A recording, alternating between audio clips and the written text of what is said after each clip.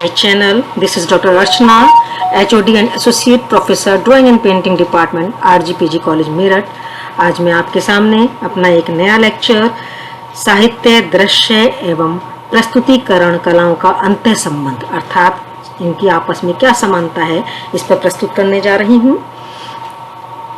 अगर आपको मेरा ये लेक्चर अच्छा लगे तो लाइक कीजिए, सब्सक्राइब कीजिए और बेल आइकन हिट करना ना भूलिए ताकि आपको मेरे आगे आने वाले लेक्चर्स की अपडेट्स मिलती रहे।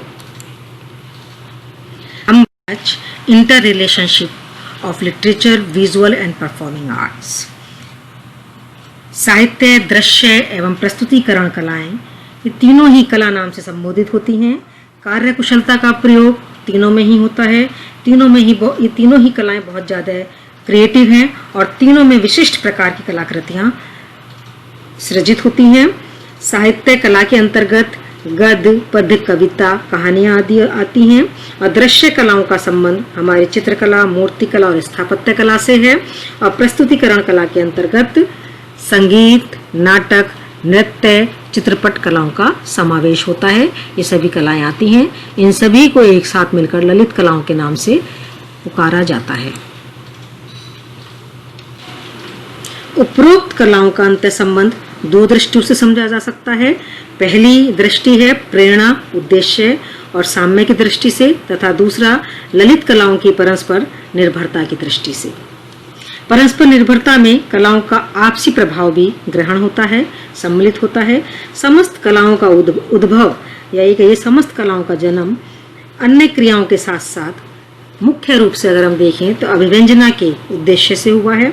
अतः किसी भी इन सब कलाओं में से कौन सी कला पहले आई, किसका आविर्भाव पहले हुआ, यह निश्चित नहीं किया जा सकता क्योंकि सभी कलाएं एक दूसरे में बहुत अच्छे से घुली मिली हैं।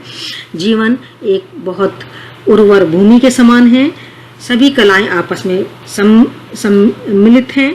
इसी से मनुष्य की आरंभिक अभिव्यंजना पद्धति होती है जो हम किसी एक कठोर सीमा रेखा में जिसे नहीं बांध सकते। और यही कारण है कि आज भी कलाओं का कोई भी विभाजन अंतिम नहीं है या पूर्ण नहीं है। साहित्य हो, दृश्य कलाएं हो या परफॉर्मिंग आर्ट्स हो, सभी का प्रेरणा स्रोत मुख्यतः जीवन के विभिन्न भाव, धर्म और राष्ट्रीयता ये तीन चीजें हैं जो प्रमुख रहे हैं। जीवन में अनेक प्रकार की खुशी, दुख, आशा, निराशा, उल्लास, अवसाद, उत्साह, शीतलता आदि आते हैं। इन सभी इनका जो है ये सभी जो भाव हैं ये अवसर के अनुकूल या परिस्थिति के अनुकूल जो है मन में आते जाते हैं और हमारी भाव संपदा का एक बहुत बड़ा पार्ट होते हैं और जो कलाओं में जो है उभर कर आते हैं। प्रत्येक व्यक्ति का दूसरे व्यक्ति से संबंध, व्यक्ति का समाज से संबंध, विभिन्न प्रकार का सुख दुख, प्रेम, घृणा, आकर्षण, हिंसा, क्रोध, दया आदि भावनाएं उत्पन्न करते हैं और ये भावनाएं ही हमारे मन को मत कर कला का सृजन करती हैं, कला की उत्पत्ति करती हैं। साहित्यकार कलम द्वारा, चित्रकार तूलिका द्वारा और एक अभिनयकार नाटक और नृत्य द्वारा जो है विभिन्न कलाओं की उत्पत्ति करता है। यद्यपि समस्त कलाओं की सृष्टि कल्पना पर आधारित होती है, फिर भी इस मिथ्या सृष्टि के सहारे ही जो है कलाकार समाज के विभिन्न सदस्यों के मन में छिपे हुए भावों को अभिव्यक्ति प्रदान करके उनका संस्कार करता है। जैसा कि कार्डवेल महोदय ने भी कहा है कि समस्त कलाएं व्यक्तिगत तथा भावात्मक हैं, तथापि उनका संबंध हमारे जन्मजात स्वरूप से है। जन्मजात स्वरूप का जो है इसकी दो विशेषताएं हैं। एक तो ये कि ये स्वरूप सब में सामान्य रूप से होता है और दूसरा यह है कि सामान्य होते हुए भी प्रत्येक व्यक्ति में कुछ ना कुछ विशेषता लिए हुए है या कुछ ना कुछ भिन्नता लिए हुए होता है। कला की सामाजिकता एवं नवीनता इन दोनों ही बातों पर निर्भर करती है। इस प्रकार जीवन के विभिन्न भावों और परस्पर दुख दर्द में कलाएं अभिन्न रूप से हम सबसे कहीं ना कहीं जुड़ी रहती हैं, वरन एक सूत्रता की स्थापना करते हैं। अगर हम आज के परिप्रेक्ष्य में देखें तो इस कोविड काल में, इस महामारी के समय में सभी साहित्य, कला, परफॉर्मिंग आर्ट्स, दृश्य कलाएं, चित्रकलाएं सभी एकदम से एक सूत्रता सब में आ गई है और सभी इनसे समाज जागरूकता प्रदान कर रही हैं। और ये सभी कलाएं सहयोगी और सहभागी होने के कारण इनकी परस्पर सहानुभूति का तत्व भी इनमें दिखाई देता है। संपूर्ण दृश्य एवं श्रव्य जगत की प्रतिक्रिया स्वरूप मन में उत्पन्न होने वाले भावों और मानवीय चेष्टाओं को शास्त्रकारों ने रस सिद्धांत में निहित कर दिया है।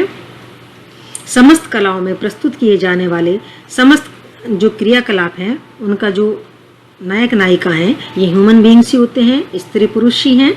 समस्त कलाओं में मानवीय व्यापार और चेष्टाएं मुख्य रूप से महत्वपूर्ण हैं।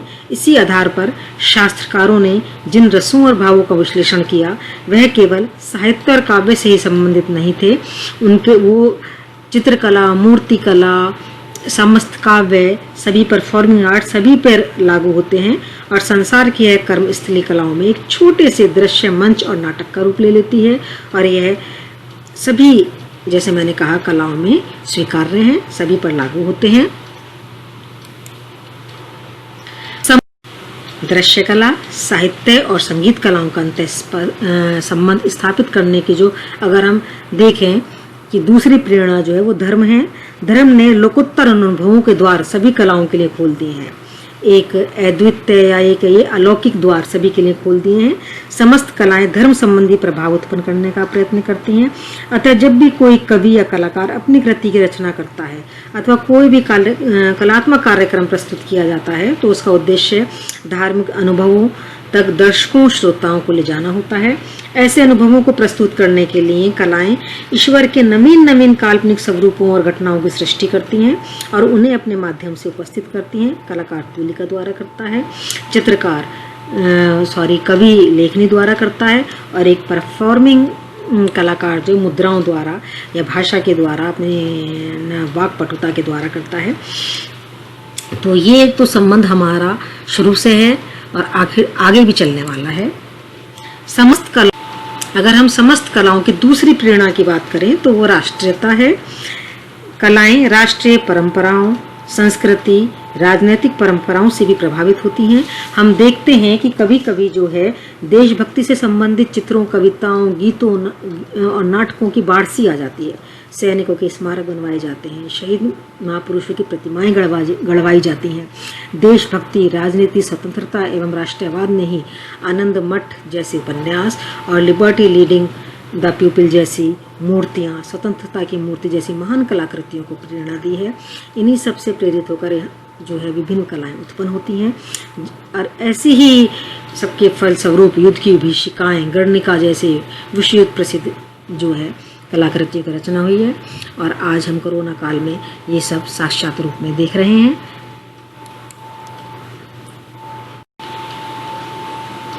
सभी कलाओं के अंतः संबंध का एक और प्रबल प्रमाण है, वो है कलाओं की परस्पर निर्भरता। किसी भी कला के विकास के लिए उस कला को अन्य कला माध्यमों पर आश्रित रहना पड़ता है। परस्पर निर्भरता के कारण एक कला की विशेषता अपने आप ही दूसरी कला में आ जाती है। समस्त कलाओं का संबंध का एक प्रबल प्रमाण है कि कलाओं का वर्गीकरण उनके माध्यमों के आधार पर किया गया है। माध्यमों की यह सीमा ही उनके आपस में आश्रित रहने का सबसे बड़ा प्रमाण और कारण है। यह वैसे ही है जैसे किसी अंधे व्यक्ति के कंधे पर लंगड़े व्यक्ति को बिठा दिया जाए। लंगड़ा चल नहीं सकता, अंधा देख नहीं सकता, लेकिन दोनों मिलकर एक दूसरे की कमी को पूरा कर देते हैं। यही दशाएं कलाओं की होती हैं। समस्त कलाओं में एक प्रकार की भाषा और अभिव्यक्ति होती है जो दूसरी कला में अपने ढंग से प्रकट हो, पहली का प्रभाव जो है उसमें बनाए रखती है। मैंने अपना डिलीट जो है आपको बताती हूँ, वो पहाड़ी कला के में साहित्यिक चित्रों के साहित्यिक अध्ययन पे किया था। तो पहले हम उन चित्रों को बहुत सिंपल समझते थे कि राधा कृष्ण के चित्र हैं, लेकिन जब मैंने उनको साहित्यिक परिप्रेक्ष्य में एक एक सूर, कवि, तुलसी, जायसी, केशव, जयदेव, इन सब के वो पढ़ा तो समझ में आया कि चित्र का सौंदर्य क्या है। और वो चित्र मेरे लिए आज बहुत उनके महत्व, जो मैं पहले जो दृष्टि से देखती थी और आज जिस दृष्टि से देखती हूँ, उसमें बहुत अंतर आ गया है। कभी कभी चित्रकार भी कवि की सीमा में प्रवेश कर जाते हैं। उदाहरण के लिए कविता के वर्ण को आधार बनाकर कला सृष्टि करते हैं तथा चित्र में कविता भी पढ़ देते हैं। अतः कविता चित्र का भाव समझाने में सहायक का कार्य करती है। कविता पढ़ लेने से चित्र का आस्वादन या रसास्वादन बहुत प्रगाढ़ हो जाता है। जिन बातों को चित्रकार अपने चित्र में नहीं कह पाता, उन्हें कविता में लिखकर व्यंजित कर देता है, जिससे चित्र का मूल्य बढ़ जाता है, उसकी वेटेज बढ़ जाता है।